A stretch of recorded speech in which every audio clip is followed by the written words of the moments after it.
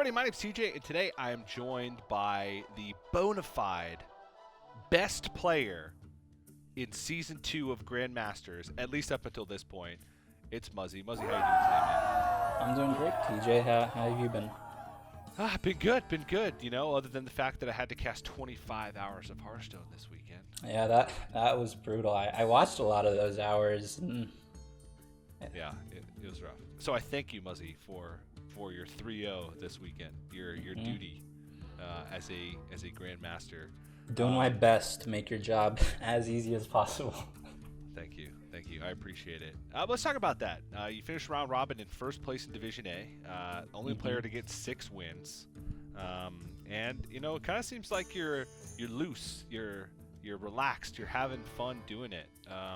Yeah. Do you think that's the case? Do you feel like overall like better or more relaxed this season than you have in previous seasons?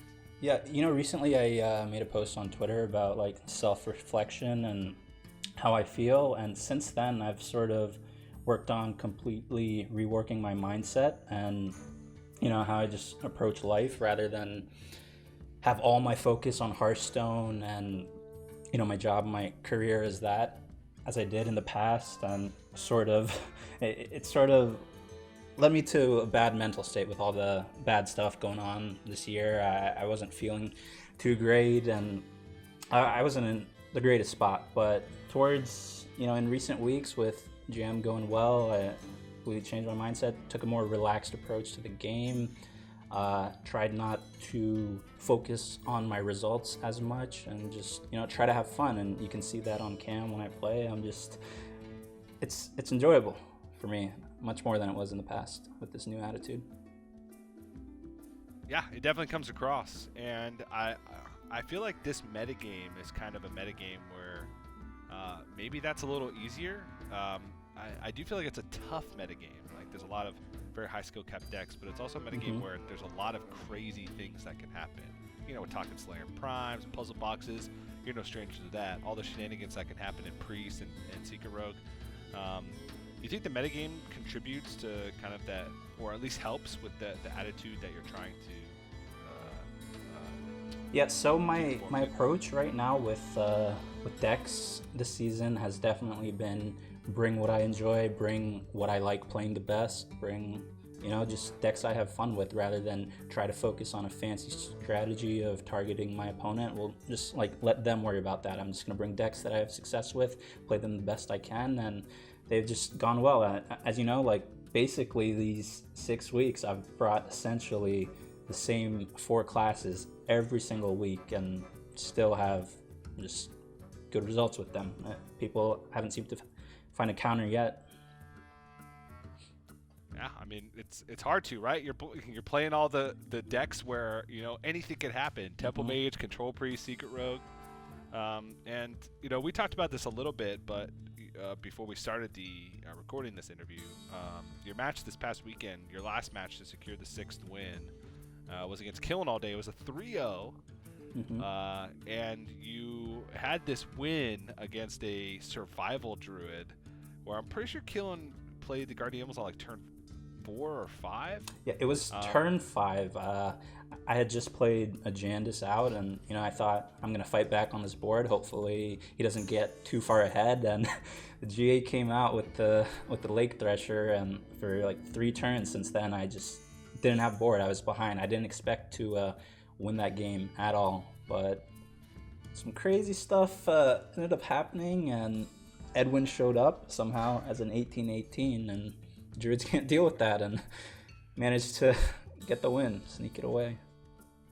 Yeah, it was funny because I even said, as soon as the Lake Thresher came out, I said on broadcast, Muzzy just can't play anything for like the rest of the game. You had a bunch of like lackeys and evil miscreant in hand and whatnot, and, you know, while you had a Shadow Jewel or Hanar, I said, yeah, just most of the cards just didn't do anything. I just needed like Hanar secrets to carry. I got the misdirect. I was like, ooh, this misdirect can be, it can surprise him, and I didn't do much, but we still got the W, and I'll take it. Yeah, but it was fun. And kind of speaking of that, you know, we've had a chance to I guess, evaluate Druid in its current state. A lot of people brought it this weekend. You included brought Survival Druid. It was actually banned twice, both times for me, so I didn't get to play it. Which is crazy to me because you know, say something if you have a different opinion. But I feel like Survival Druid is just so weak now. I felt like it was a fringe deck to bring to Grandmasters before the Guardian Animals nerf happened, and then it happened. It just feels like the deck gets destroyed.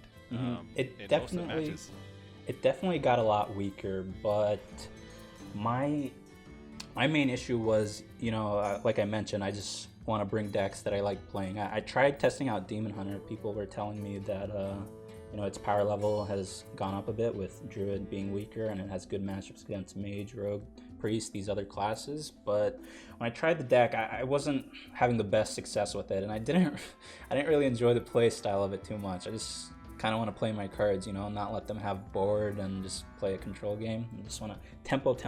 That's my favorite Hearthstone play style, and that's why I brought the Druid too.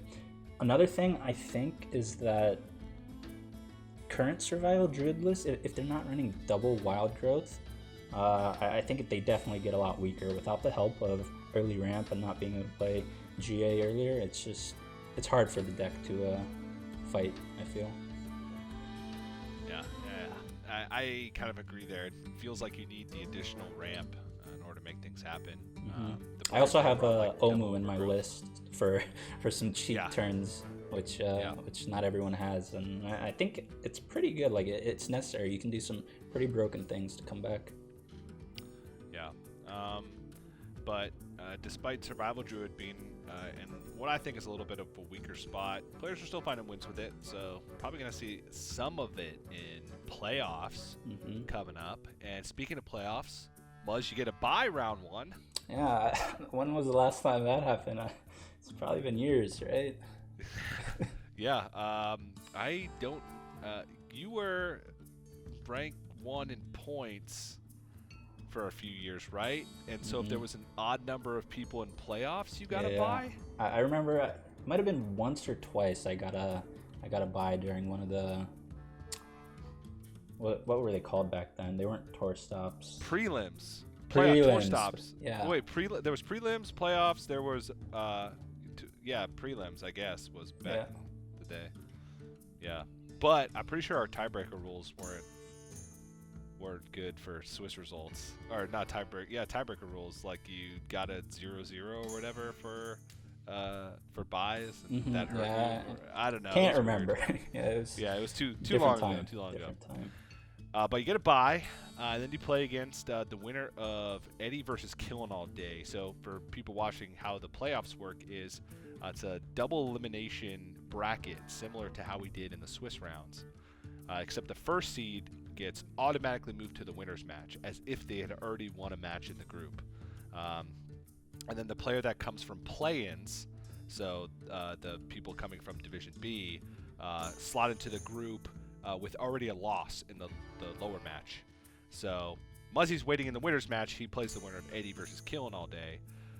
Eddie's the only player who's beaten you this in the round robin this season, and you just 3-0'd Killing All Day like yesterday. So I'm gonna ask you, who would you rather play? Honestly, I think I want to play Eddie. I need to get revenge on him. Eddie and I have sort of a history, I would say, in competitive HS. We've played in the finals of DreamHack Montreal before, and then met in plenty of other tour stops too, where early on in the days I got the edge over him, but in these current years he's been dominating me. So I think it's time to get some revenge on him, take back the top NA title, potentially. I mean, that makes sense, because Eddie still holds the title of highest win rate player, or actually he overtook Bloodyface the beginning this year for highest win rate player in Grandmasters over its history. But he's not the highest win rate player for the round robin stage of Season 2. That title belongs exclusively to Muzz. My title. That's number your one title. Muzz, Right. Been a while since that number 1 points. Yep. And final question. Not so much, I guess it's a question. And this past weekend, unfortunately, we had some relegations. Everybody's out on Firebat. Firebat went out rocking the stash. Yep. It's a question I have to ask you every time I interview you. As an homage to Firebat, will you bring back the Muzz stash? Well, right now it's a little bit scruffy. I have sort of the beard on the side. The mustache isn't in full effect. I was contemplating shaving today, but since you mentioned that, I might keep the stash around for playoffs. We'll see. For good old James, you got 3 days, Muzz. You got to grow a mustache in 3 days if you want it. We'll see how hard it works. I'll be waiting for it. Yeah, I'll be waiting for it. Something to tease the viewers out there. Tune into playoffs this weekend for Grandmasters, and maybe you get to see the mustache. But that's it, Muzz. That's all the questions I have. Thanks for taking the time to sit down and have this interview with me. Yeah, no problem. I enjoyed it, TJ. Always a pleasure. For everybody else out there who wants to check out more information about Hearthstone Grandmasters or upcoming Masters Tour Madrid online, you can head over to playhearthstone.com/esports. And if you want to check out the playoffs for Grandmasters as well as the relegation matches that are happening this weekend, make sure you head over to youtube.com/Hearthstone Esports. But thanks for watching. We'll see you next time for more Catching Up with the GMs.